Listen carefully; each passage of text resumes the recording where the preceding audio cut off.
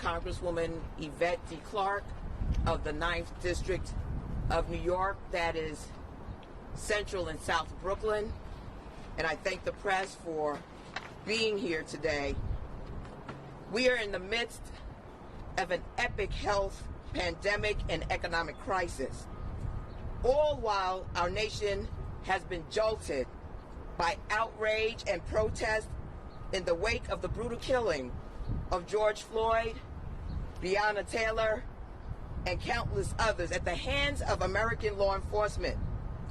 The age-old battle of racial justice is here in New York in the context of police brutality, misconduct, and the killing of George Floyd and Breonna Taylor. We represent people, families, who are in the epicenter of these crises and continue to bear the full weight and gravity of the civil unrest created by this horrendous era we find ourselves in.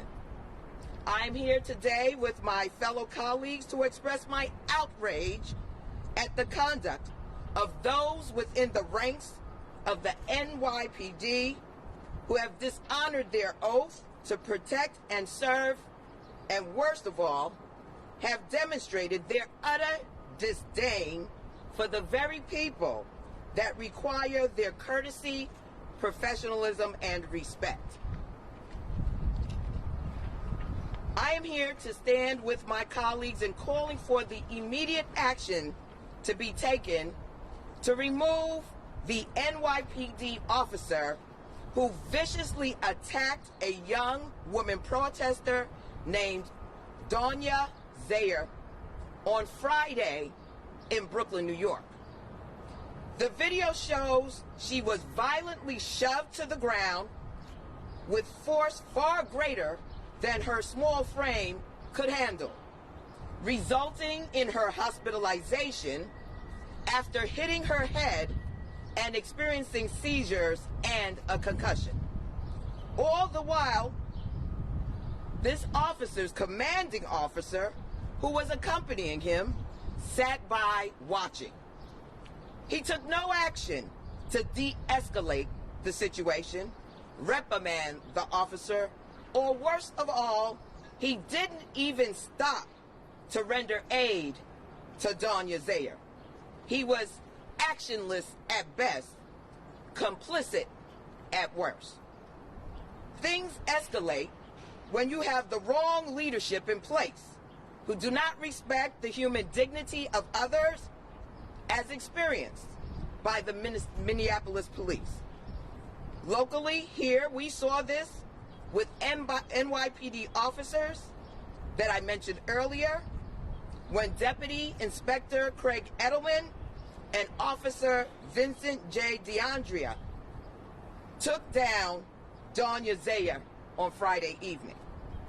We have now seen these officers' actions play out on the national stage, but these officers are no stranger to this type of aggression and violence. What was on display, caught on video for the world to see, has been played out regularly on the streets, on his beat, where he is stationed in Brownsville, Brooklyn, at the 73rd Precinct. I am here to call for their immediate removal.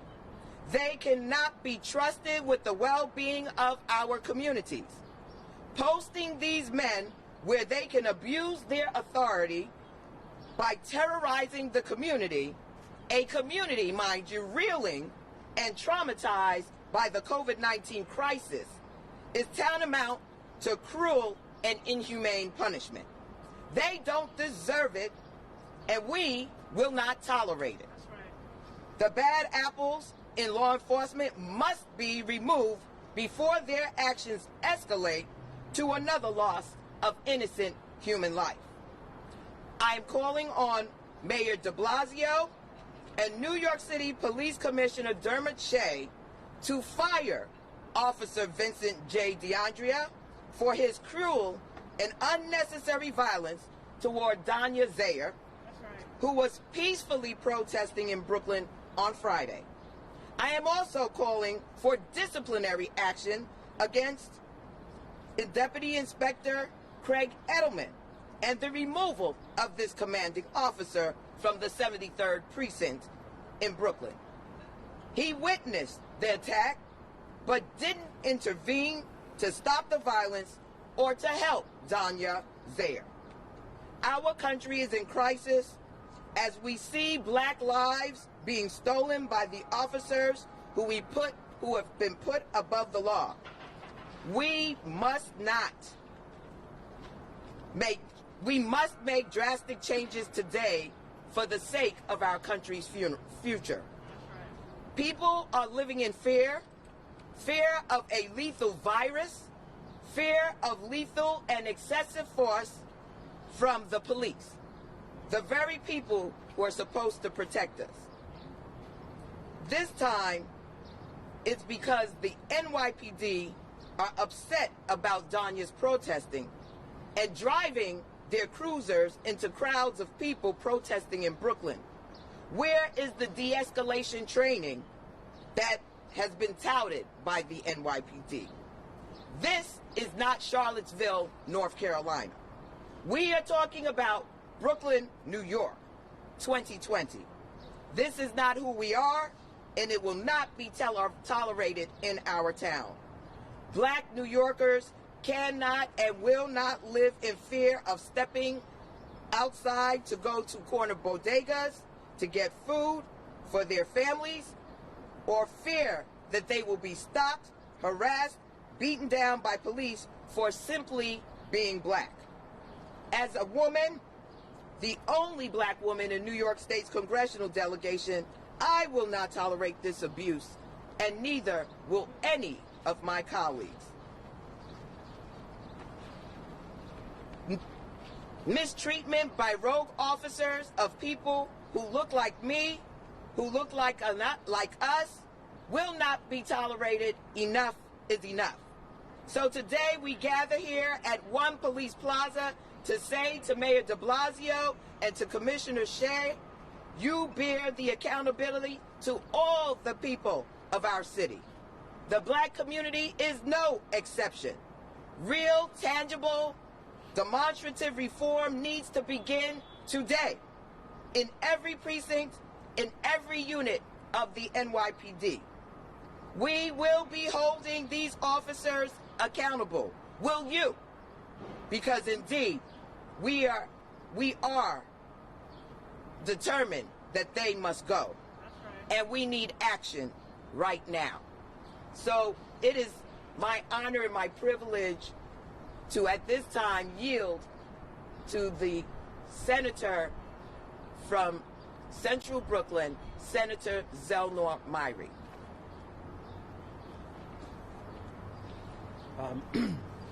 Thank you, and I will be quick. As many of you know, on Friday I was out in solidarity and to keep peace with many of those who were protesting at Barclays Center, wearing a bright neon green shirt with my name emblazoned on the back in order to de-escalate. And our peacemaking was instead met with pepper sprays. I had the benefit of a title that allowed for me to not be processed, but this young woman had no such luxury. She was manhandled, hospitalized, brutalized by rogue officers that have no business on this force. We're always told that it's the bad apples, but bad apples ruin the whole batch. And we're forced to eat that apple pie in black communities. And then people are shocked that we're tired of being poisoned. Today, we say enough is enough. They must be removed. There must be accountability, because without that, there will be no trust. And now I will yield to the chair of the Democratic caucus in the House, Congressman Hakeem Jeffries.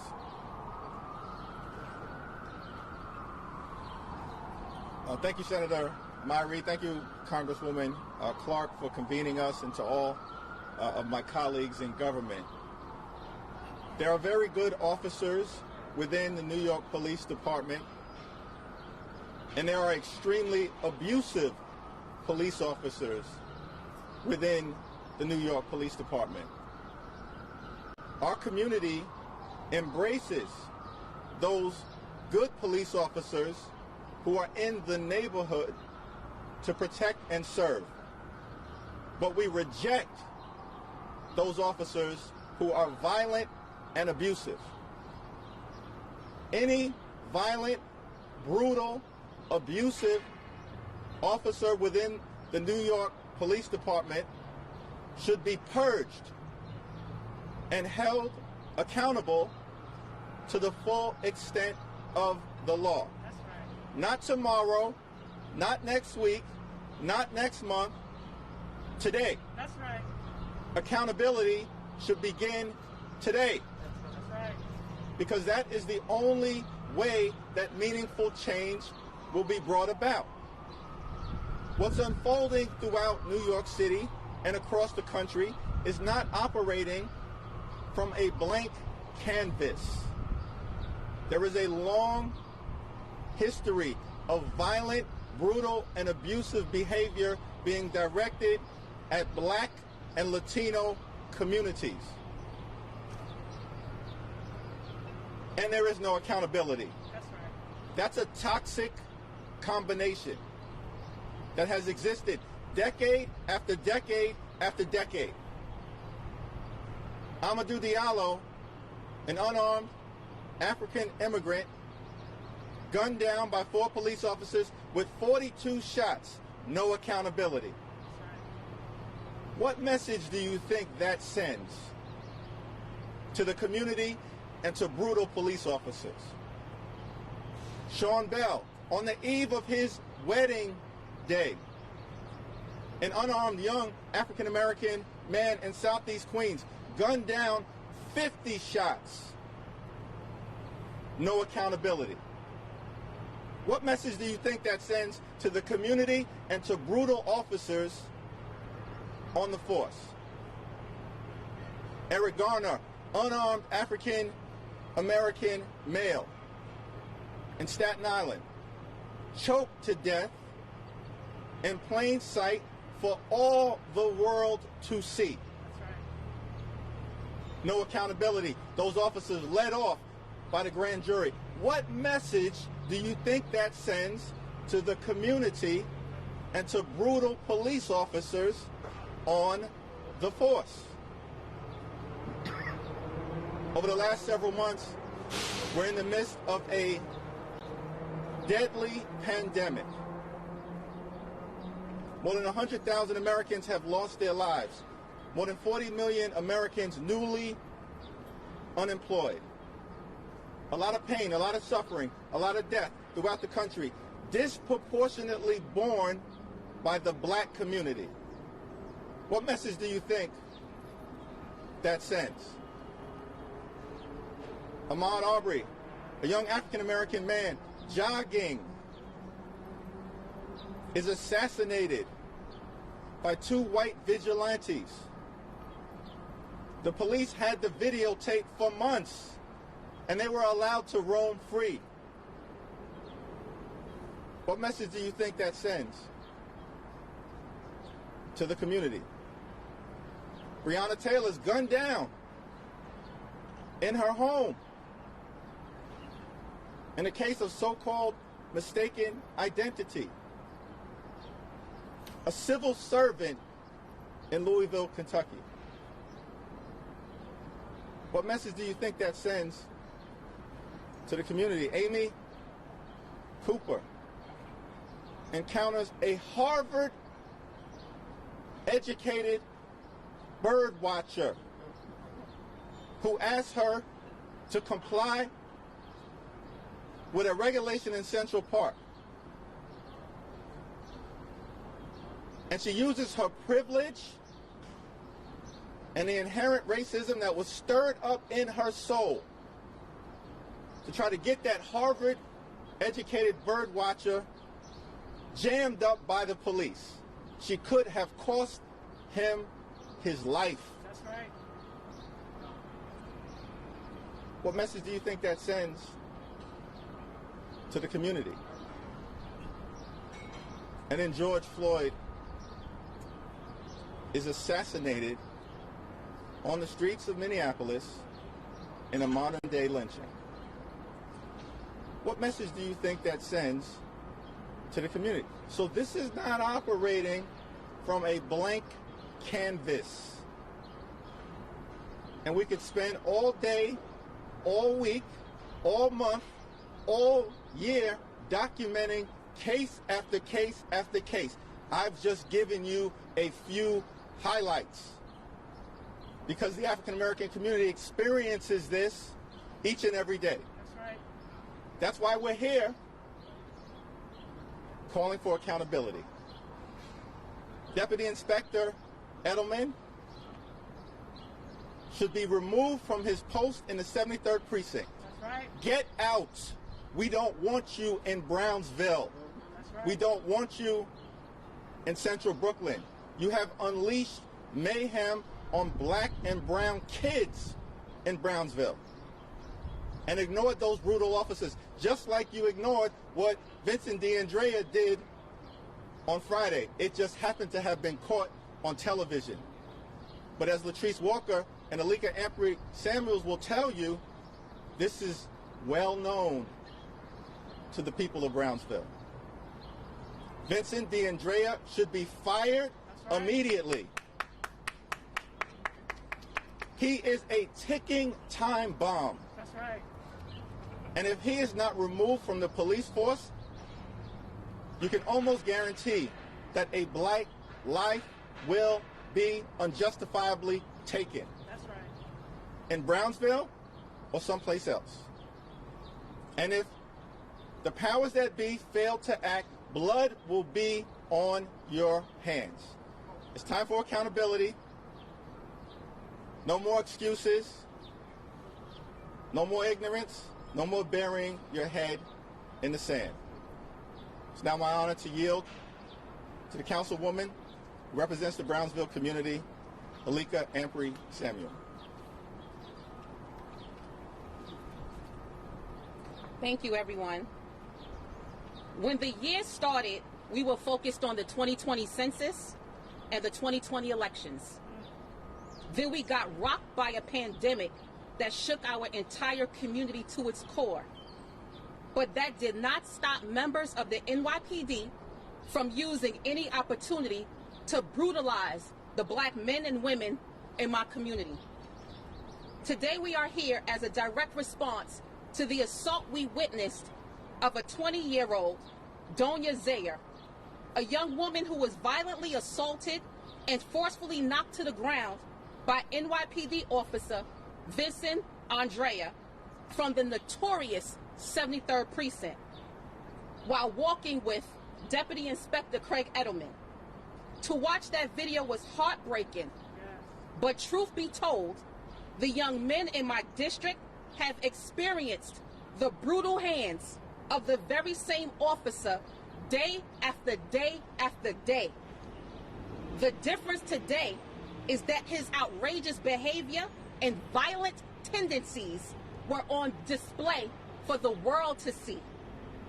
A few weeks ago in Brownsville, officers from the 73rd Precinct were caught on camera literally beating people up. The community response 3 weeks ago was a peaceful march, another peaceful march. And what was the outcome of that? Absolutely nothing. Just 3 weeks ago, residents marched in front of the 73rd Precinct, and in the weeks after that, Assemblywoman Walker and myself had to go back into the streets with our Cure Violence organizations to de-escalate situations that were caused from those bad apples in that same 73rd Precinct. They made matters worse. People in communities around the country have held peaceful marches, but none of that goes viral. Life goes on as usual, but not this time. People refuse to be comforted because that is part of the cycle that lives within this very broken and oppressive system. It has taken literally the burning of our beloved cities for people to take notice. But we have been begging for humane, equitable, and fair treatment for so long. And when we have meetings with the Deputy Inspector, Craig Edelman, who is the CO of the 73rd Precinct, our efforts would be ignored and plainly disrespected. But nothing compared to the treatment of the people in my district, or even the black officers under his command. Even the black officers have been told, and this is a quote, if you start punching people in the face, it won't make us look so bad. Referring to the white, out of control officers. Pure madness. A few months ago, a group of second graders visited my office with letters, questions, and requests for the police from the 73rd Precinct to stop harassing and killing their family members and neighbors. I even handed those letters personally to Commissioner Shea. Directly placed those letters in the commissioner's hand. At 7 and 8 years old, these babies, our children, already have images of police violence seared into their brains. These brutal actions that take place in broad daylight on every street and on every corner. Officer DeAndrea of the 73rd Precinct is just as callous as the other racist murderers that are hiding behind the shield of law enforcement. They operate without care for the people in the communities that we live in. They do not protect and serve. They menace and harass. They operate without fear of consequence. From the commanders to the commissioner to the mayor, straight to the White House, they allow savages to over-police us because they don't give a damn about us. As the mother of a black 13-year-old son who stands 6 feet tall, I'm worried for my son's life every day.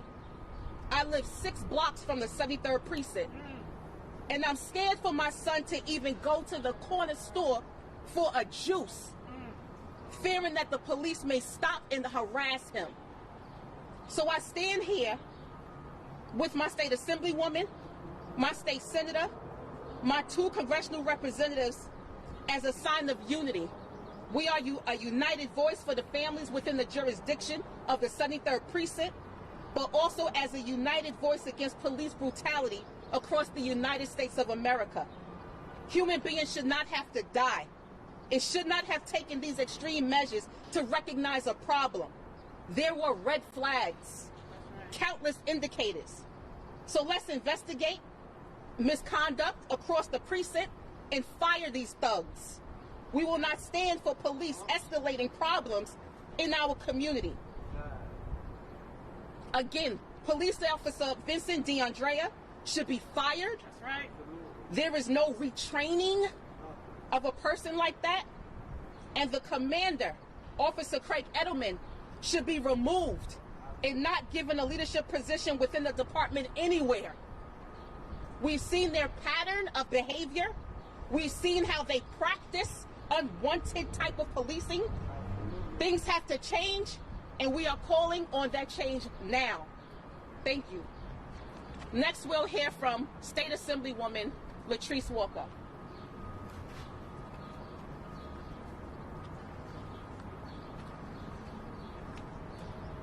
Good morning, everyone. Good morning. Let me start by acknowledging the fact that I always stood for fairness, justice, and equity with respect to our criminal justice system. But I had that standpoint from the outside looking in. But just this past summer, I was out walking with my 8-year-old daughter. We were leaving the library, walking up Mother Gaston Boulevard, and we encountered a young man named Kwesi.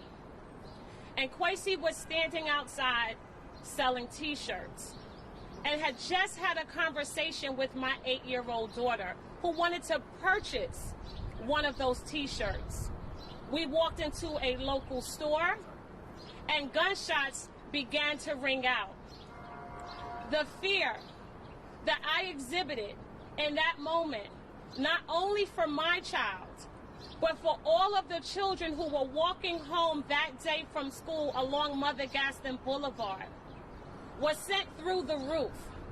Because right next door, in a nail salon, a police officer had just taken Kwesi's life. Now, many people argue whether or not this was a justifiable taking of a life or not. In my opinion, in my 8-year-old's opinion, there is no such justifiable taking of an individual's life. Period, point blank, full stop. However, this was not an isolated incident. We had conversations with the very same then Captain Craig Edelman, as well as other higher-ups within our New York City Police Department, to talk about this policing tactic that Captain Craig Edelman used called omnipresence. Well, let me tell you a little bit about omnipresence. It is a depraved indifference for the regard of the individuals who is subjected to it. Instead of community policing tactics, they deploy and they mobilize 50 to 100 police officers when there are legal, safe gatherings of our community. Instead of police officers having conversations with their neighbors, with the people who they are there to serve and protect and be courteous towards, they have a Mexican standoff in front of individuals. 9 times out of 10, there are young black and brown men that says that we are here. One false move and you are dead. The tactic resembles for me what we have seen and learned in apartheid South Africa. The tactic resembles for me in any occupied state of any occupied nation where people are allowed to see the level of injustices that are exhibited just based on your nationality and, in our case, the color of your skin. But that conscious disregard didn't just end there. It's also exhibited when on National Night Out, instead of the mayor coming in and meeting and greeting with individuals, he flies a helicopter in the middle of a park where instead of him putting the resources that our young people need, he decides to fly over in a moment where we are trying to ease police and community relations. This is also exhibited in a situation where we have had a conversation to say the omnipresence isn't working. And instead of this administration adhering to the cries of the people, our cries went ignored. Now let me make myself clear. What we are seeing here in our nation is no surprise. These things don't just happen. It wasn't an organized situation of civil unrest, perhaps like it had been exhibited in the 60s with the Montgomery bus boycotts. No, this is an everyday occurrence for each and every one of the people who live in our communities. And when we sounded the alarm to say that not only were people being maced downtown Brooklyn, in Minnesota, across our country, young black and brown people are being maced on Mother Gaston and Sutter each and every day. And as our congressman said, the only difference here, the one difference here, is instead of my 8-year-old daughter having to see this level of injustice, this level of inhumanity only for her innocent eyes, it was exposed for the entire world to see. So it would be negligence on my part to see and stand and watch Vincent Denabria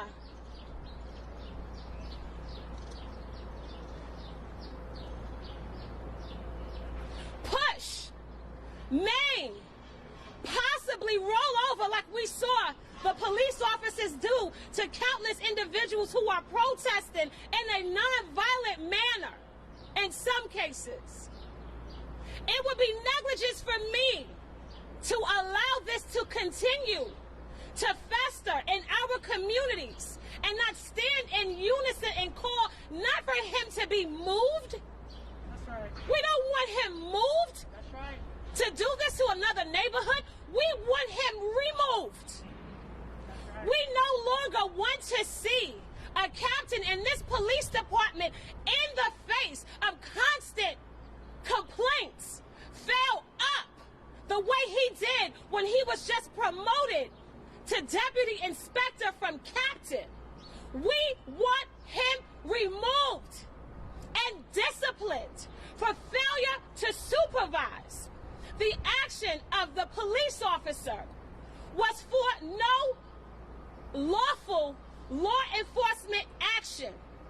He was not executing an arrest. Right. There was no need for him to push down this young woman utilizing military marine tactics. Furthermore, we were also notified through the research of our community members that Vincent Denabria was recently pulled over in Suffolk County. And the reason why he was pulled over and brought through the jurisdiction of a court system was because he has a pickup truck that bears the Confederate flag on his back window. Tell it. So his racism is on display. That's right. He's not hiding it. So if there are white nationalist splinter cells that people are saying are infiltrating the Black Lives Matter movement and our protests, let me be clear.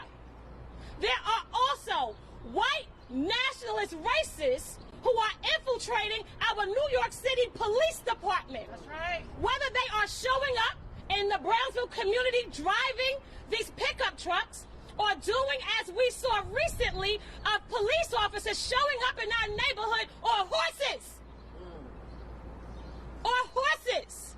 Letting us see that the overseer mentality is still alive and well. Right. So while we recognize that slavery is abolished, except in the case of criminal punishment, we recognize that Jim Crow is no longer the lay and law of the land. We submit to you on each and every day of our lives that they are no longer wearing hoods, but that now so many of them are sitting in our legislatures, they are walking in our streets, right. they are living in our communities, and they are also on our police force. We want him removed immediately. There are people who are saying and calling out, saying no justice, no peace, but we are saying when you know justice, you know peace. Thank you.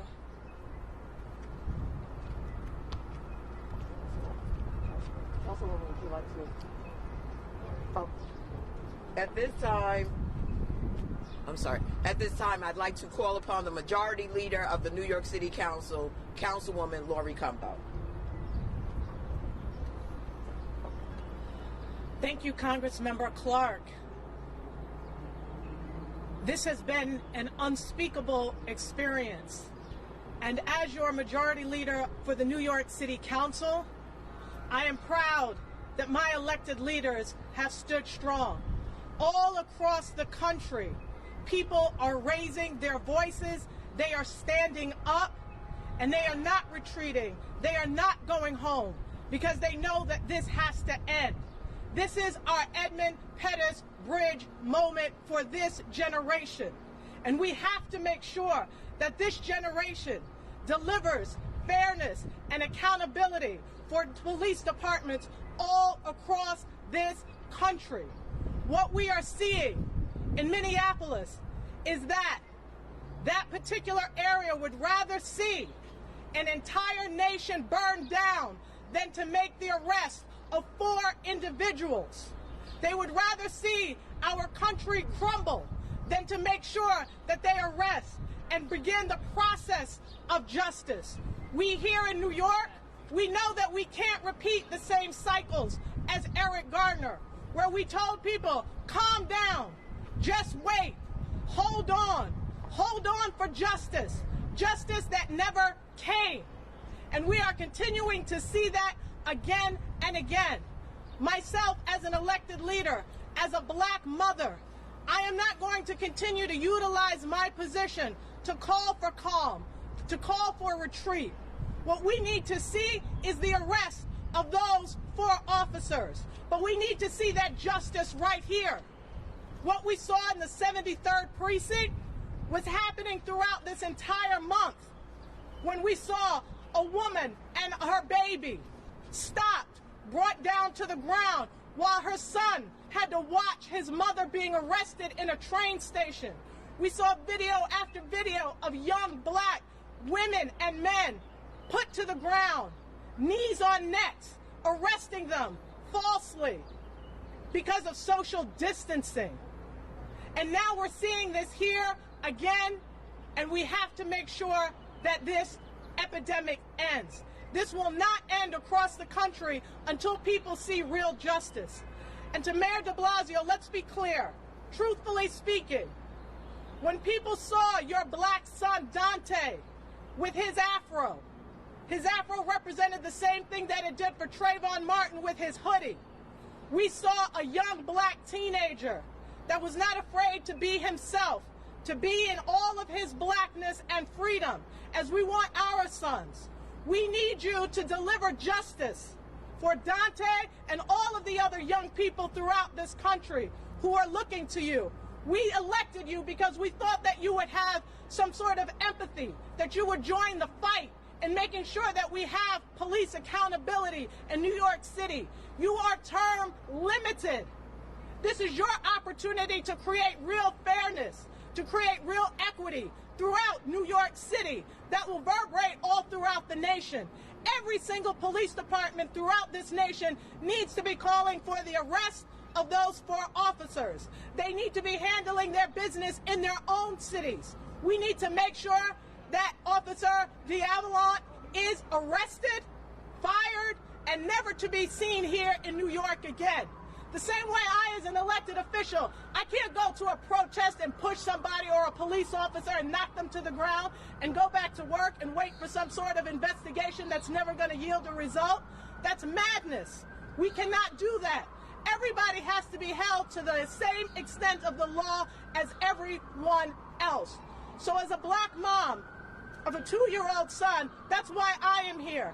I'm here to make sure that my son can grow up and be whoever he wants to be in this world. I'm here to make sure that that protection is for every young man and every young woman throughout the nation. So I thank all of my colleagues for being here. We are going to be producing some legislation that you will hear about in the upcoming week through the City Council. We are going to continue to push this fight.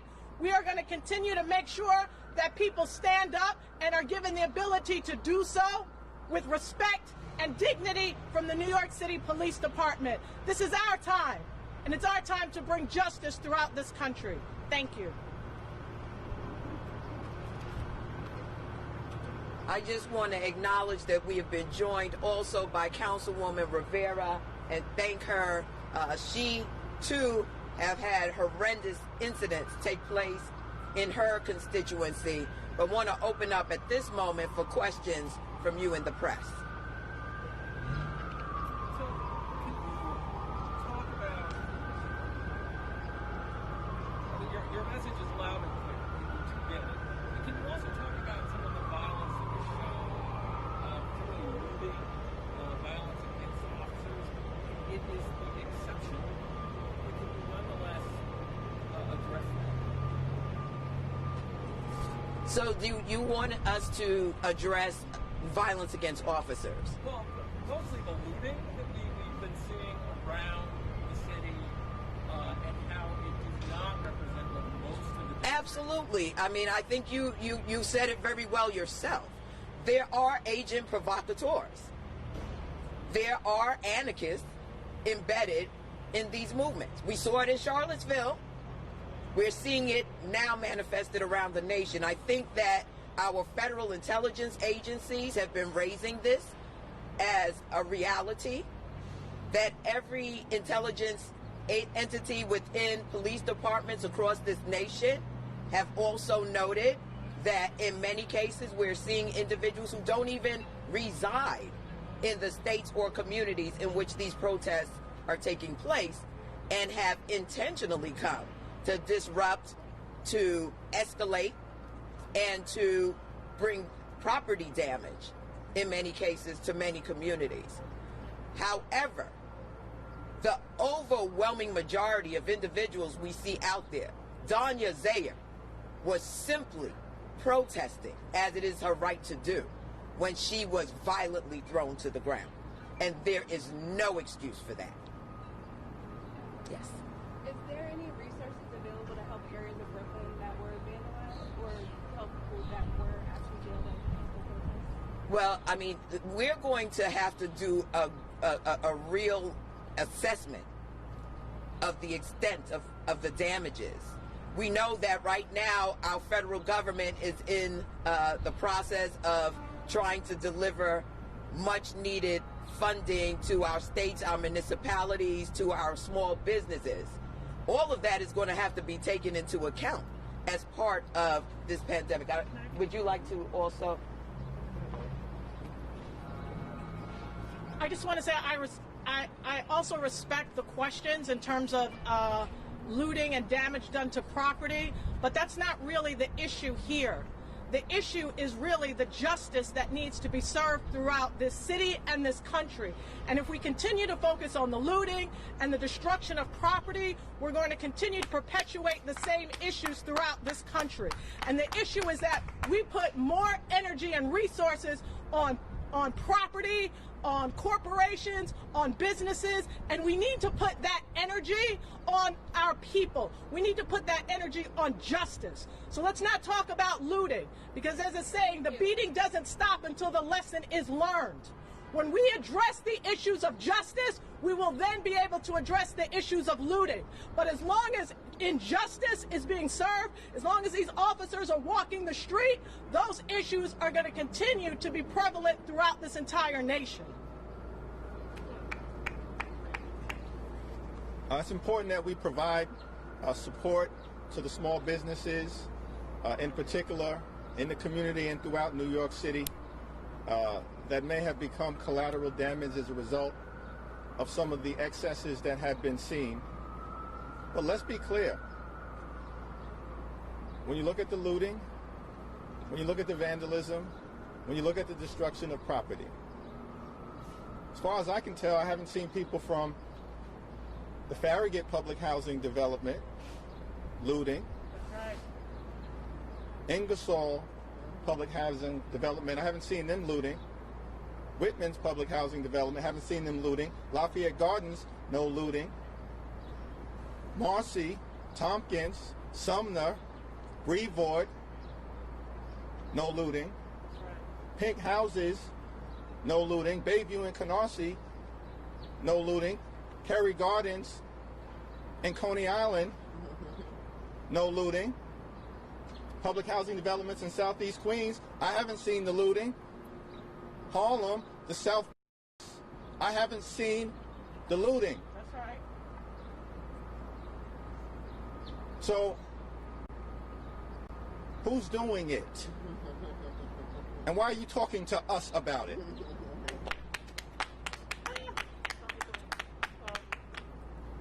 You mentioned that the intelligence agencies have sort of identified or have known about people who are infiltrating to sort of use the peaceful protests as sort of a guise in order to carry out their nefarious purposes. And I think one of the NYPD officials have said that they were aware of this beforehand, decided not to raise that concern for fear of being criticized or trying to sabotage peaceful protests. I'm wondering if you think it was the right decision to withhold that type of intelligence from protest organizers, from the public, and from the elected officials? Listen, the NYPD has all of the wherewithal to manage intelligence information and to deploy accordingly. We are here talking about rogue officers who have used this occasion to brutalize New Yorkers. And that is what our obligation is. They have a role to play as professionals. They have a role to play in de-escalating and using tactical teams to address all the other elements. That's why our department is so vast and has so many divisions to it. However, at the end of the day, their ultimate goal is to protect and serve the people of the city of New York. And to use as a guise protest to brutalize individuals undermines the ability for all of us to live in safety in this city. Have any of you spoken with the district attorney about a follow-through plan for police who are actually arrested and then prosecuted? Well, you know, at this stage, I'm sure that our district attorney is monitoring the situation. We will definitely need action from the NYPD itself. They have the footage. They saw what took place. The entire nation and world saw what took place. We are calling for action today. And we know that these individuals are stationed in a black community. Their tactics have already caused harm to the individuals who reside in that community. We are saying, what more do you need? Remove these individuals immediately.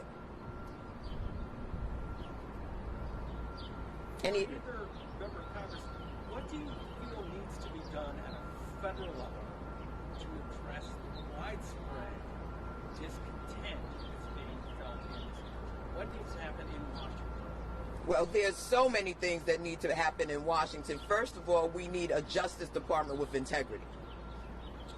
Without a Justice Department that it has integrity, that has the ability to deploy its personnel throughout this nation to address these civil rights violations that we're seeing, to enforce the consent decrees that are on police departments across this nation, we are left vulnerable. I'm going to have the gentleman from Central Brooklyn, who sits on the Judiciary Committee, talk to you even further about other actions. The Congressional Black Caucus, as well as the House Judiciary Committee, will be leading the effort to ensure that there is a robust, comprehensive, and forceful federal response to the epidemic of police brutality that we are seeing throughout the country. We need a national standard prohibiting the use of excessive force that is set at the federal level for every single jurisdiction across the nation. We need to broaden the jurisdiction of the Justice Department Office of Civil Rights so that they can more vigorously prosecute abusive and violent police officers who take the life of unarmed civilians throughout the nation. We need to make sure that we drive resources in to the communities that have been devastated economically decade after decade after decade, and at the same time are over-policed. The 1994 crime bill accelerated mass incarceration and disinvestment. We need to reverse engineer that and accelerate liberation and reinvestment into the communities that have been long forgotten. Thank you, everyone. Can I also just add really quickly? I know that your question was about what we can do on the federal level. But as we know, all politics are local. And there are some definite things that we can do in our immediate future, like pass 50A or the repeal of 50A. For far too long, people in our police department have been able to subjugate FOIA requests for information with respect to the disciplinary actions that are taken against police officers. We need to roll back the curtain that covers those actions, to expose those police officers, to make sure that they are never allowed to wreak havoc on communities again. That's right. We need to have and across the board, even statewide, ban on the usage of any tactic that leads to the asphyxiation of any individual leading to their death. That's right. Whether it's the chokehold, the knee hold, or as when I was growing up, the stone cold stunner. Period. We also need to have the existence of a right and a duty to monitor. Instead of being allowed to be told, as I have been in many instances, because she's filming, we have to arrest you. In addition to that, we have to pull back the blindfold of justice with respect to the indictments of police officers whenever they are brought up on charges, whether it is on charges leading to the death of an individual or just the everyday assault that they have been allowed to espouse on our communities. And so together, when we are allowed to put our works, our duties in conjunction at the city, the state, and the federal levels, then we will be allowed to see the true level of justice we believe that our communities deserve. Thank you. Let me thank all of you for coming out today. We truly appreciate your presence here.